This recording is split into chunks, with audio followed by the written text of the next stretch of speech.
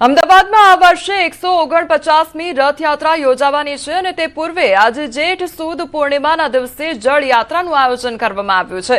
સવારના સમયે ધજા, પતાકા, હાથી, અખાડા અને ઢોલ નગારા સાથે જમાલપુર સ્થિત જગન્નાથજી મંદિરથી ભવ્ય જળયાત્રા નીકળી સાબરમતી નદીના ભૂદરનારે જળયાત્રા પહોંચશે। અહીં શાસ્ત્રોક્ત વિધિથી ગંગા પૂજન કર્યા બાદ સંતો અને મહાનુભાવો ક્રૂઝ મારફતે નદીની વચ્ચે જઈને 108 પવિત્ર કળશમાં જળ ભરશે। તો ભૂદરના આરેથી 108 કળશમાં લાવેલા પવિત્ર જળ વડે મંદિરમાં ભગવાન જગન્નાથ, બહેન સુભદ્રા અને ભાઈ બલભદ્રનો ષોડશોપચાર પૂજા વિધિ સાથે ભવ્ય જળાભિષેક કરવામાં આવશે। જળયાત્રાને લઈને અમદાવાદ પોલીસ દ્વારા ચુસ્ત બંદોબસ્ત પણ ગોઠવી દેવામાં આવ્યો છે। 500 થી વધુ પોલીસ કર્મચારીઓ અને હોમગાર્ડના જવાનો તૈનાત રાખવામાં આવ્યા છે। તો રાજ્યના નાયબ મુખ્યમંત્રી હર્ષ સંઘવી કરશે ગંગા પૂજન। ષોડશોપચાર પૂજન વિધિમાં ભાજપ પ્રદેશ અધ્યક્ષ જગદીશ વિશ્વકર્મા, પૂર્વ ડેપ્યુટી સીએમ નીતિન પટેલ, પૂર્વ ગૃહમંત્રી પ્રદીપસિંહ જાડેજા ઉપસ્થિત રહેશે। તો ક્રૂઝમાં બેસીને પૂજા કરવામાં આવશે। તો ક્રૂઝની પણ તૈયારીઓ કરવામાં આવી છે, કારણ કે ક્રૂઝમાં જઈને જ આ જે પાણી છે, જળ છે, તે લાવવામાં આવશે। સંવાદદાતા સંજય અમારી સાથે રિવરફ્રન્ટથી જોડાઈ ગયા છે। સંજય, અત્યારે ક્રૂઝ પર કયા પ્રકારની તૈયારીઓ હાથ ધરવામાં આવી છે? કારણ કે ક્રૂઝમાં બિરાજમાન થઈને ત્યારબાદ જળ લાવવામાં આવશે અને જળ 108 કળશોમાં ભરવામાં આવશે। કેવી તૈયારી?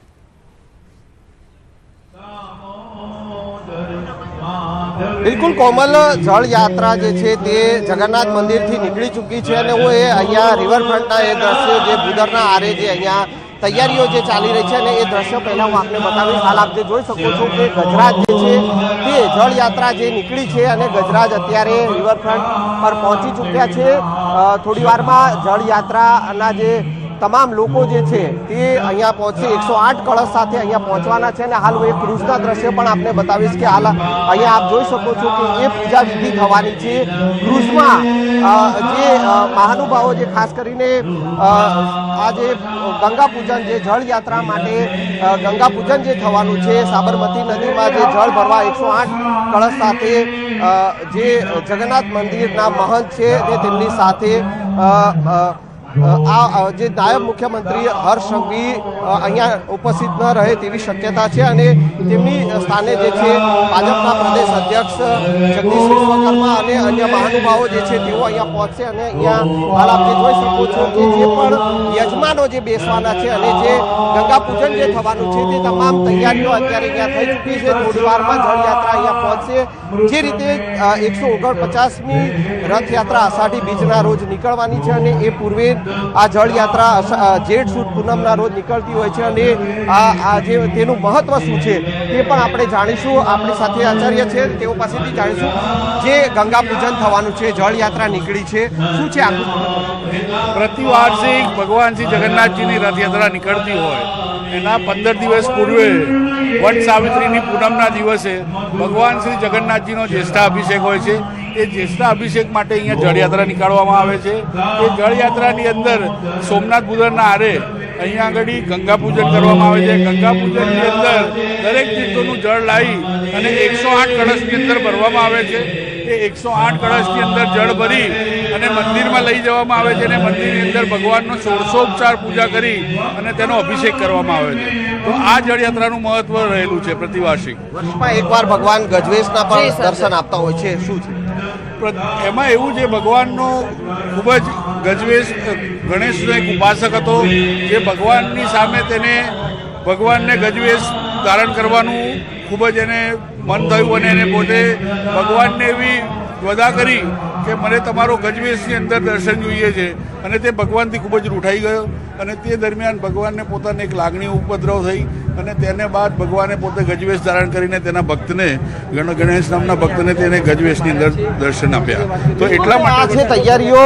હાલ હું એ દ્રશ્ય ફરી એકવાર આપ જે જોઈ શકો છો કે જળ યાત્રા છે થોડી વારમાં જ અત્યારે અહીંયા જે રિવરફ્રન્ટ ભૂદરના આરે પહોંચશે કોમલ અને ત્યારબાદ અહીંયા જે 108 કળશ જે લાવવામાં આવશે અને એ 108 કળશ સાબરમતી નદીમાં જે રિવરફ્રન્ટ ક્રૂઝમાં જે પણ મહાનુભાવો અહીંયા પહોંચશે અને તેઓની સાથે જગન્નાથ મંદિરના મહંત પહોંચશે અને 108 કળશમાં નદીનું જળ ભરવામાં આવશે અને એ પૂજન પણ તે ક્રુઝમાં થવાનું છે। સાથે સાથે અહીંયા પણ જે પૂજા વિધિ થવાની છે અને એ જળ ભરી અને જગન્નાથ મંદિરે જી સંજય, આપ જોડાયેલા રહેજો। ફરી એકવાર આપની પાસેથી અપડેટ લઈશું। મંદિર પરિસરથી અમારી સાથે સંવાદદાતા દીપિકા જોડાઈ ગયા છે।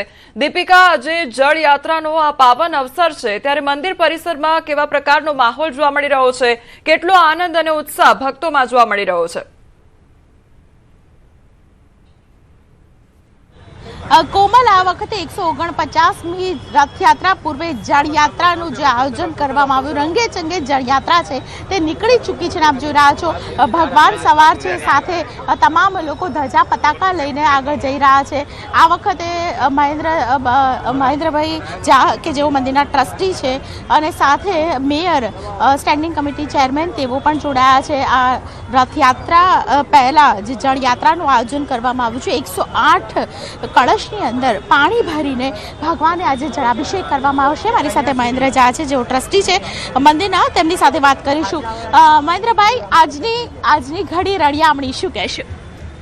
ભગવાન જગન્નાથજીની 149મી રથયાત્રા 16મી જુલાઈએ નીકળવાની છે।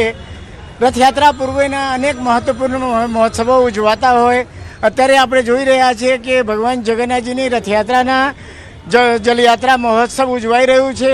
લોકો ખૂબ આનંદ અને ઉત્સાહમાં છે અને અત્યારે એ વરઘોડા રૂપે સાબરમતી નદીના તીરે જઈ રહ્યા છીએ। બિલકુલ, મેયર શ્રી બી જોડાયા છે આપણી સાથે, તેમની સાથે પણ વાતચીત કરીશું।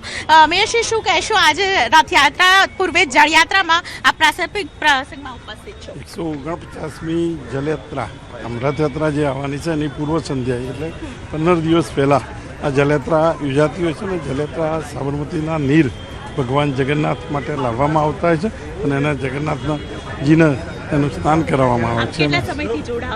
હું આમ તો ખૂબ સમયથી જોડાઉં છું અને એનો લાવો આજે તો મેયર તરીકે પહેલીવાર લાવો મળી રહ્યો છે। બિલકુલ, પહેલીવાર લાવો મળ્યો છે ને આપ જોઈ રહ્યા છો, કહી શકાય કે જે દીપિકા, સમગ્ર માહિતી બદલ આપનો આભાર અને સંજય, આપનો પણ આભાર। ત્યારે સાબરમતી રિવર ક્રુઝથી આજે પવિત્ર જળ છે તે લાવવામાં આવશે। 108 કળશો જે તૈયાર કરવામાં આવ્યા છે તે કળશમાં જળ ભરવામાં આવશે।